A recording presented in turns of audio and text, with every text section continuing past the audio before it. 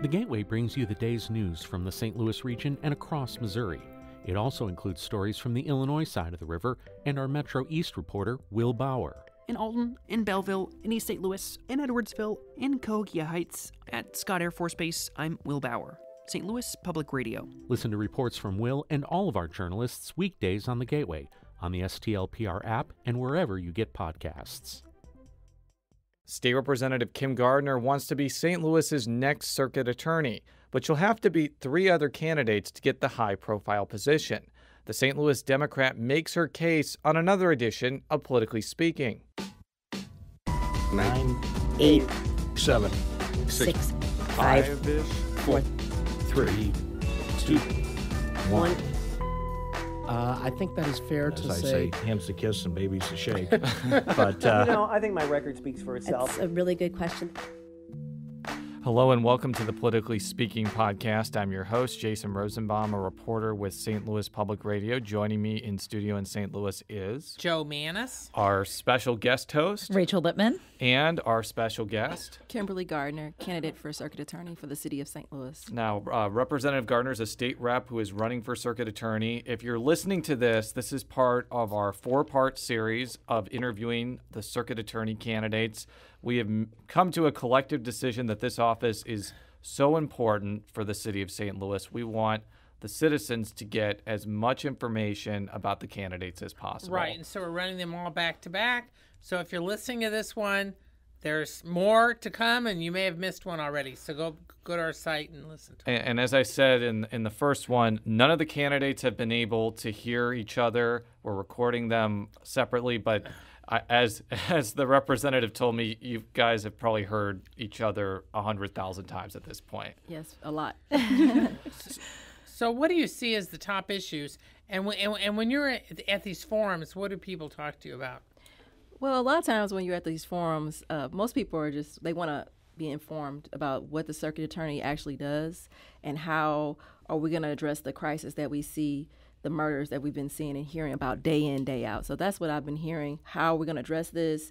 What can the circuit attorney, office bring to this issue, and how can we move forward? And so what, in your view, is something that the circuit attorney's office could do to help with what the gun violence and what you're hearing about sort of the spate of violence we are seeing? Well, one of the things that I talk about is we have to address the crisis, and the crisis that we are failing to address is building trust in the system. If we do not build trust, the lack of trust in the system, then we can talk about all the diversion programs, the different courts, specialty courts that you will hear. Most candidates agree that we have to do these things because we cannot afford to incarcerate everybody. We have to do some alternatives, but at the same time, we have to hold the serious individuals accountable for the violent crime we're seeing, and we need witnesses. We need victims to come forward and feel comfortable coming forward.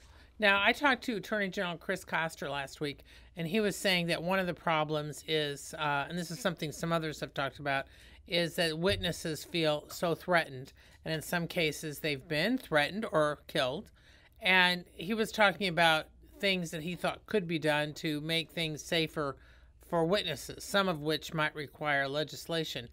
How do you see the issue? Well, I see the issue, of course, like you said, it's going to be some legislation changes that need to help protect witnesses.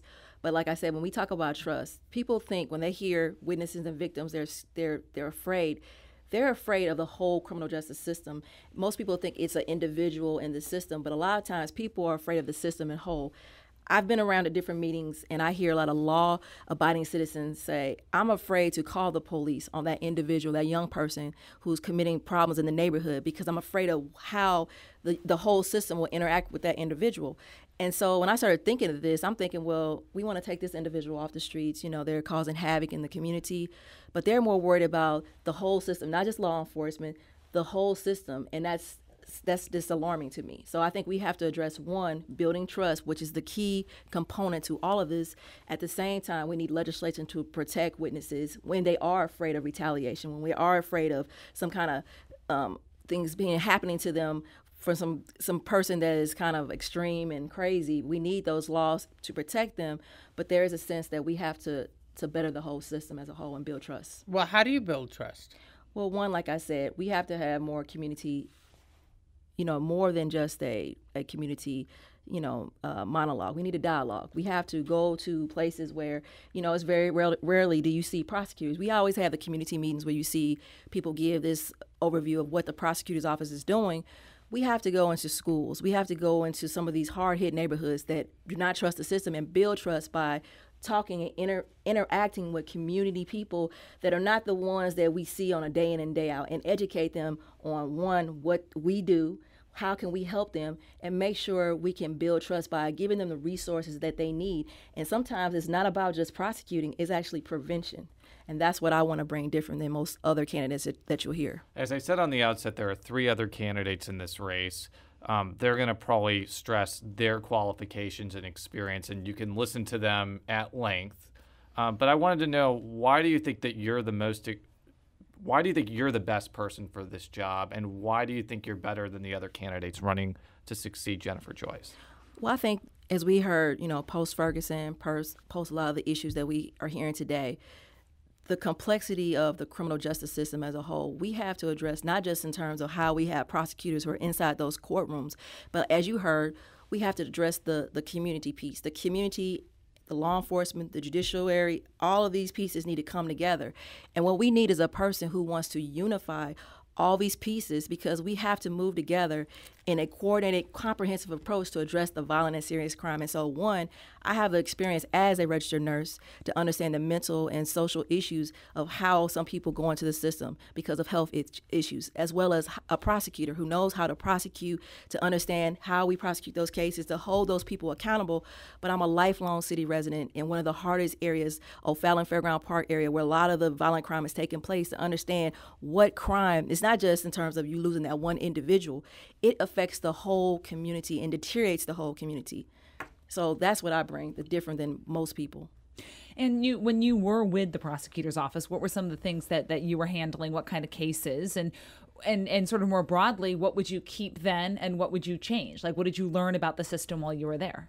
Well, one of the things I learned while I was a prosecutor there, I handled a lot of the felony cases. A lot of times my witnesses were the police officer. And one of the things that used to daunt me is you would think law-abiding citizens would trust the police. A lot of people would not trust the police, and we would not be able to hold a lot of individuals accountable because the question of police credibility was always at issue. And so one of the things I looked at and why I got into public service is I wanted to build a better community opponent in terms of educating jurors, because a lot of jurors think, I'm serving, I'm putting somebody away, but it's in terms of how the community looks at the whole system. So I wanted to use my experience, one, being from North City, actually living and actually prosecuting these cases that I call those serious cases, the quality of crime cases that we see day in, day out. But at the same time, understanding when you see young people who, when a judge would sentence them to any kind of time, and the judge would say, what's the highest grade level they completed? Most of those young people were dropping out before the 5th and 6th grade. So we see the systemic issues, and only the prosecutor has a tool, one type of tool, but we need many tools in the toolbox to address the systemic issues that why are people going into the system? At the same time, how are we holding those most serious offenders accountable? And that's what I bring different than any other person, I think, running in this race. At this point, when you look at the field, and granted you're busy promoting your own issues and your stands, but how do you kind of see things right now when you look at the field of the 4 of you? I mean, I think that, it's going to be it's a tough race for anybody. I think that we have serious issues that we all have to deal with. We all have to come to grips with. We see the law enforcement officers fighting against the prosecutor's office and law enforcement fighting against the judiciary. So it's a lot of people infighting right now. But I think we have to look at this race in terms of how we move forward, how we go forward. And we change this mindset that we can't prevent serious and violent crime, but at the same time, we can hold those individuals accountable and make sure our system is fair and just for everyone. One thing that I noticed actually while I was on vacation in Florida was St. Louis Police Chief Sam Dotson wrote this blog post criticizing judges for, I guess, the bail that they did in a couple of cases. And I noticed this, and maybe this was my singular impression, but I kind of felt it was an implicit attack on the nonpartisan court plan, because he was complaining about the lack of accountability. And although I don't think he said that, that was kind of one of the impressions that I got. So as I've been asking other candidates, first of all, what did you think of that particular episode? And Do you feel that St. Louis should remain a part of the nonpartisan court plan? Because this is an issue that comes up in the legislature from time to time. Well, first of all, I do support the nonpartisan court plan because we need to make sure that judges have the autonomy outside of political influences. So that's one. I do support that. But at the same time, one of the things that's disalarming to me is I understand the sentiments of the police chief. I mean, we have the violent crime. It's rising. We have to do something about it. But at the same time, the buck stops with that office. And a police officer and the police chief needs to understand that we can't keep pointing blame to the last line of defense. That's the judges. And the judges need autonomy, and they need to be able to look at those individuals that come before them in a fair and just manner. And that's all we can ask. It's not like everything that's done with the judiciary do I agree with, but I agree that they are the last line of defense, and they need their discretion to make those decisions on an individual case by case. But what I also want to say is we have to all stop pointing fingers and work together, because if we keep pointing fingers, we see what's happening. The bad guys are winning, and we cannot afford to lose more people to the senseless violence. Just a few minutes ago, I came in here and I was going to a funeral. Tyrell Thompson, who was shot and killed, actually in my district. He was an up-and-coming artist. You know, he just got the dream job of his life, and his life was cut so short. And when I went to that funeral, I broke down and cried, and I'm like, you know, this devastating destruction, and by no means is Tyrell anything, you know, this is a tragic incident, but we have a lot of tragic incidents that I feel this pain for. And so I understand that we've been trying these things for decades that we've been doing right now. We've been trying the same status quo types of things, and our crime is going up. The violent crime is going up. So we have to look at how we address the violent and serious murders by trying something different. Until we work together and stop pointing fingers at each other, we're going to continue to see this rising serious and violent crime. And that's what I want to bring to that office different. Now, coming as a state legislator, are there things that you've learned from the state house that you think would be helpful as circuit attorney if you're elected? I'm just curious. Of course, I mean, legislation, laws, they make our city safer. And you know, this last session, it was sad that we have legislators that choose to make it easier for us to have guns when we have a gun problem in the city of St. Louis and all over the state of Missouri. So, you know, when we look at legislation and how laws affect how we can prosecute and hold some of those offenders accountable, it makes it difficult. Well, now we're going to a permitless state when we have a lot of guns out here already. And so we have to look at what we do and how this legislation, instead of basically promoting one lobby, I guess a lobbyist's interest, NRA, which we know, we see the problems and the destruction of what happened in Orlando. I mean, we know it's easier to get a gun than to get health insurance. It's sad. It's sad. So it makes a big difference understanding and navigating the legislative process. And of course, I will use my skills as a legislator to advocate not just for my office, but all the offices around the state, because we have to make our city safer. Now, as Joe wrote yesterday, and we're recording this on June 15th, so it's just for a timestamp, all 5 gubernatorial candidates, including Democratic nominee Chris Koster, are opposed. Likely Democratic nominee. Let's be fair here. Let's be fair. I don't want to give short shrift to Leonard Steinman there. You did finally get to interview him. It was amazing. It was noted on Joe's story, and maybe Joe can explain this more, that none of the 5 candidates, including Chris Koster, support gun control. And well, I think we should rephrase that. All of them say that they support gun rights, which is a bit different. Now, the Republicans, a couple of them, including Catherine Hanaway, want to expand it. Koster right now is not talking about any sort of expansion. He hasn't said anything about the bill that's on the governor's desk. And when I talked to him, the only thing he did say was that he said we needed a balanced approach, but he declined to go into detail on what he's talking about. And the reason I'm bringing this up is Koster was supported in the past by the National Rifle Association. It seems like regardless of who the next governor is, even if the legislature changes dramatically, that's going to be a big impediment to do things that maybe you want, maybe more local autonomy for gun control in St. Louis, maybe, you know, gun control measures. So given that obstacle, how are you going to navigate that reality? Well, I think, you know, as a legislator, I've learned being one of 45 Democrats out of 163 on the House. I understand that we have issues that it's going to be an uphill battle. But at the end of the day, we can all agree, whether you're Republican, Democrat, straight, gay, that we need to have sensible gun control, and we need to come together as a community because we see the devastating destruction of what guns are doing in the wrong hands. And until we come together and say, why can't we have reasonable regulations on guns like we have in anything else? You have to take a test to get a driver's license, but we don't have to take a test to get a gun.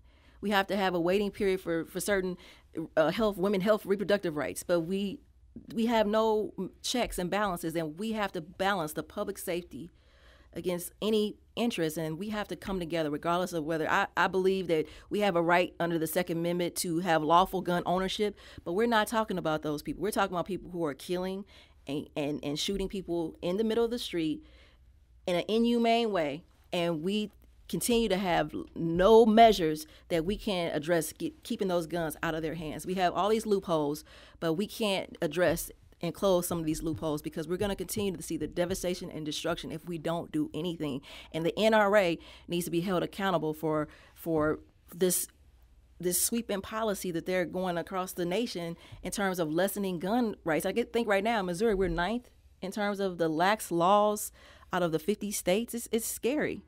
It's scary, and we have to do something. So, I know it's going to be hard, but I'm going to stand up there with like-minded people who want to have some sensible control, and I'm going to fight no matter what. I don't care if we have a Republican governor. I'm going to fight for it because we cannot protect the people of the city of St. Louis or the state of Missouri from the senseless violence that we see.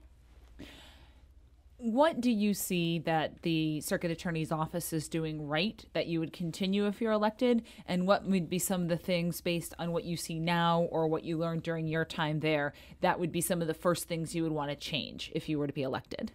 I mean, I like that the Circuit Attorney's Office has tried to do some things with neighborhoods, and they have a neighborhood ownership model that is a great start. But like I said, we have to include more individuals who are not a part of the neighborhood ownership models.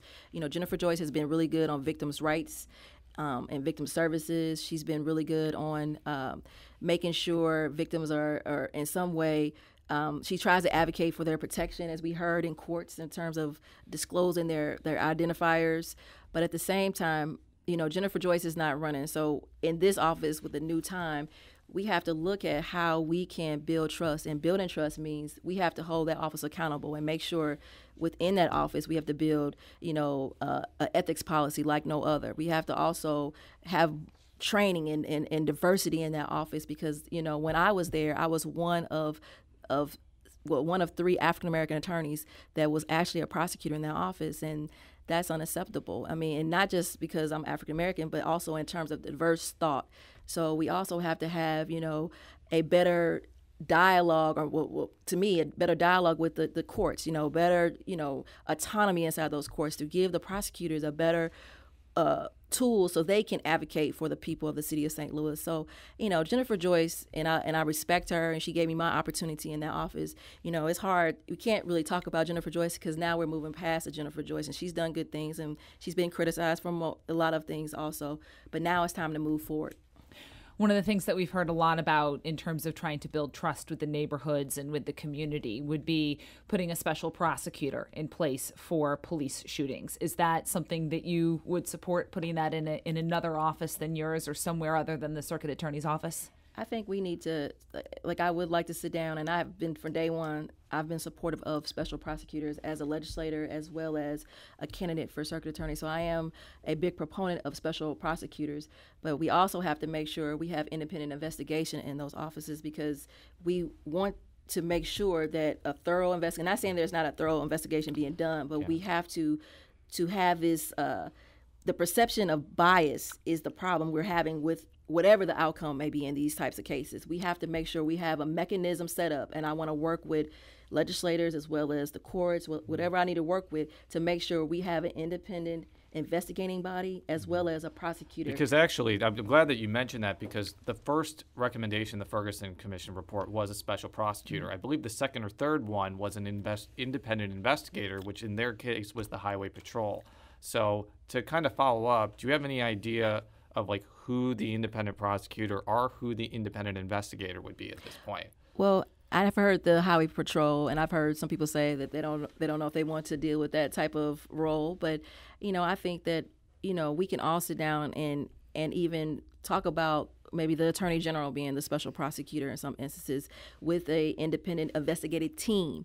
And what that team look like, we have to have these discussions. But right now, when we cannot even have a real discussion about a special prosecutor, that prevents us from having ideas. And so I think that I would start off with the attorney general actually being the special prosecutor, but who their investigative team would be, that's what we have to discuss. Now, one criticism of that, and actually Bob McCullough of all people brought this up, is that if you have an attorney general that is seen as very quote-unquote pro-police, he even gave the example where he would be attorney general, that may not seem to be something that would satisfy a lot of people. And you have two Republicans right now, Josh Hawley and Kurt Schaefer, who I think may fit that mold. So is that one of the possible pitfalls of that type of proposal? Well, I think that the proposal, that is a type of instances where we have to take a look. But I think that if we want to look at how we prosecute the laws, I think regardless of whether you're Republican or Democratic prosecutor, you should follow the laws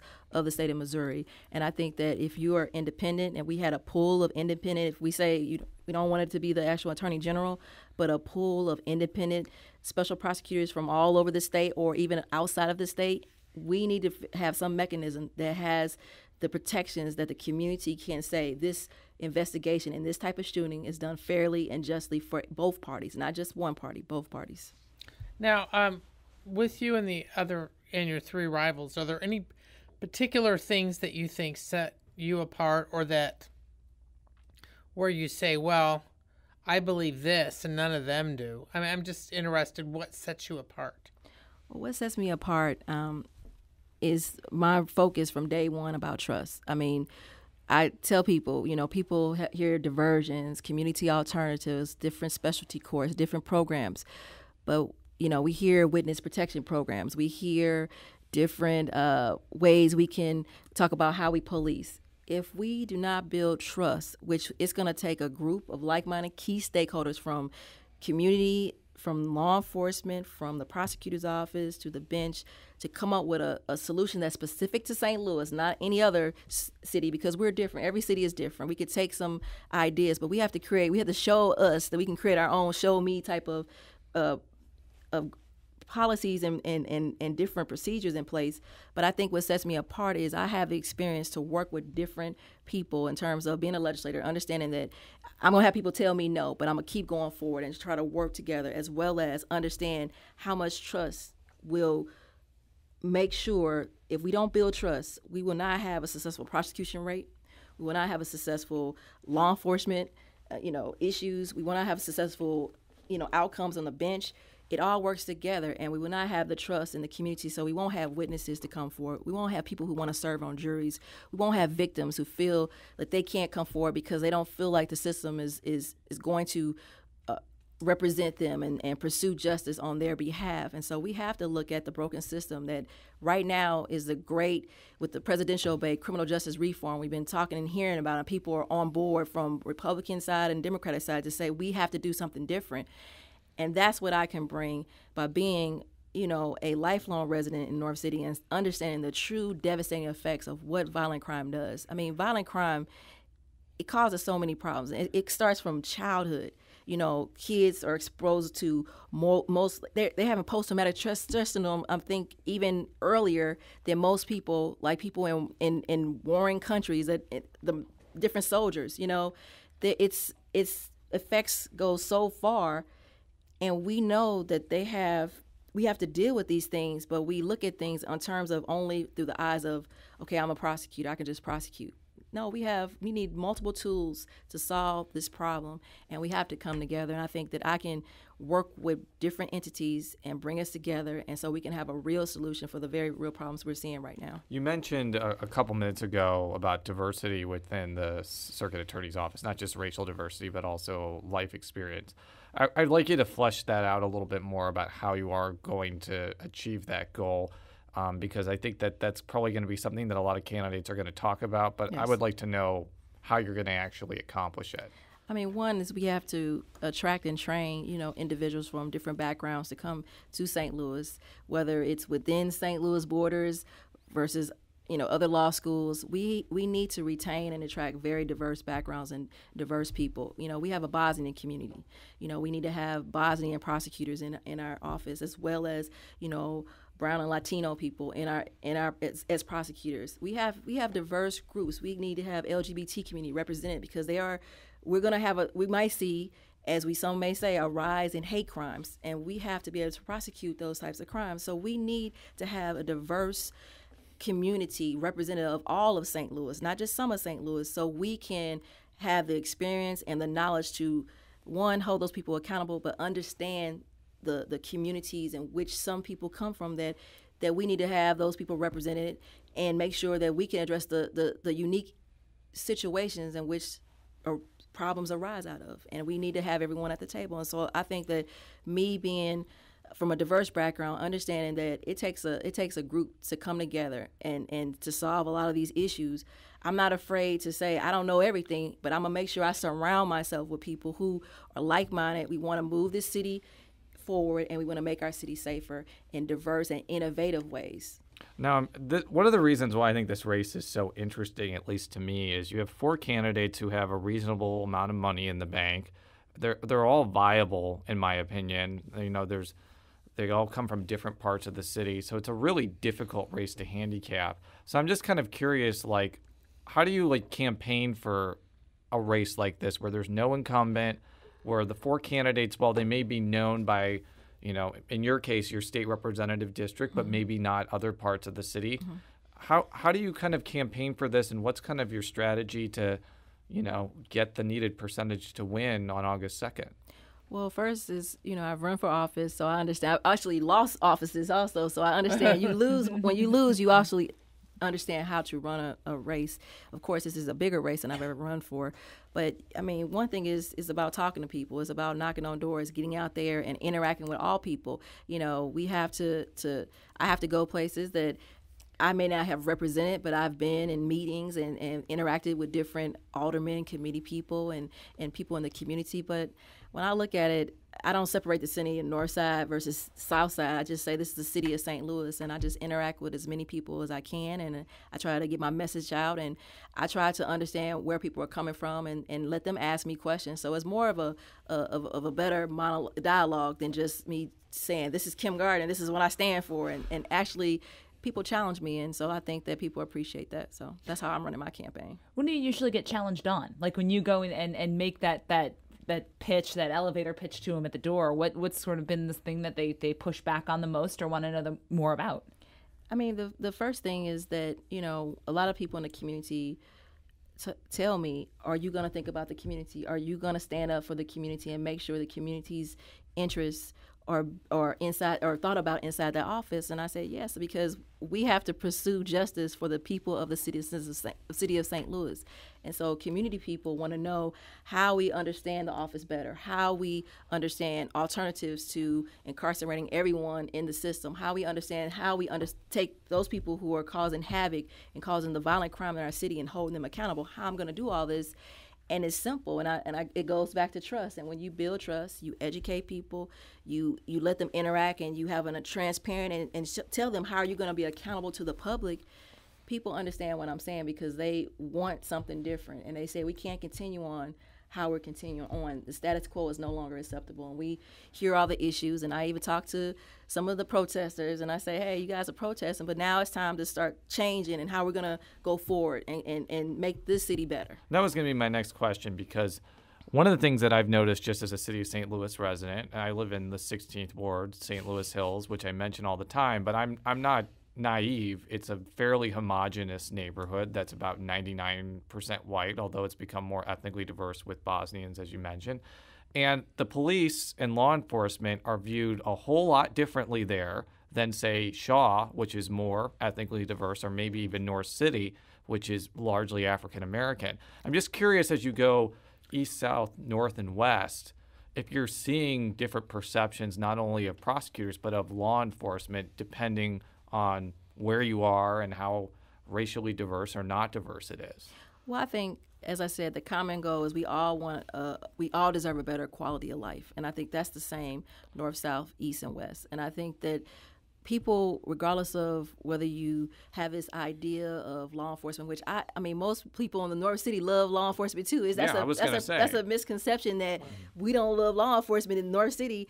Actually, we want more law enforcement in North City. I was going to just add on that because I remember there was at least parts of North City that had great relationships with the police in some areas, but some don't, as we've seen in the last few months. So continues. But that's what I've heard is how supportive are you of law enforcement? I'm very supportive of law enforcement, but I'm also supportive of the community, and we have to make law enforcement and the community interact better together. And it was very humbling when I heard a lieutenant colonel. He was giving this lecture on gun violence in the city of St. Louis, and he basically said to a very diverse group of people from north, south, east, west, he said, you can't prosecute or police your way out of this mess. We have to police differently. We have to prosecute differently.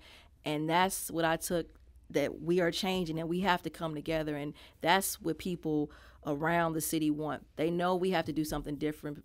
What that is, that's what we're running for, to put those things in place where we can have community buy-in, law enforcement buy-in, the bench buy-in, but we have to fix the system. And so that's the common theme, regardless of where I go. How are we going to change what's going on?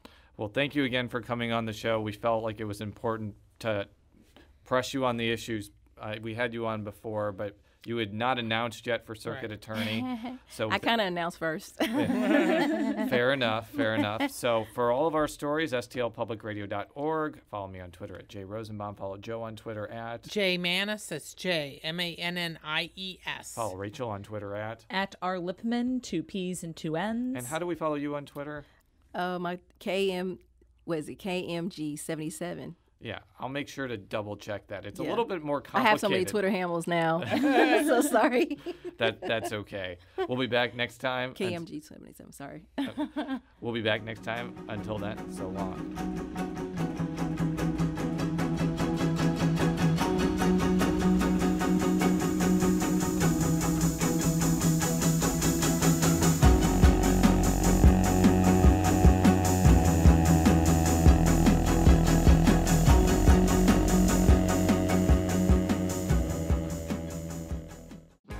If you have a smart speaker, you have access to the entire world of NPR and St. Louis Public Radio. All the latest news and all the captivating stories. Activate our voices with yours by telling your smart speaker to play St. Louis Public Radio.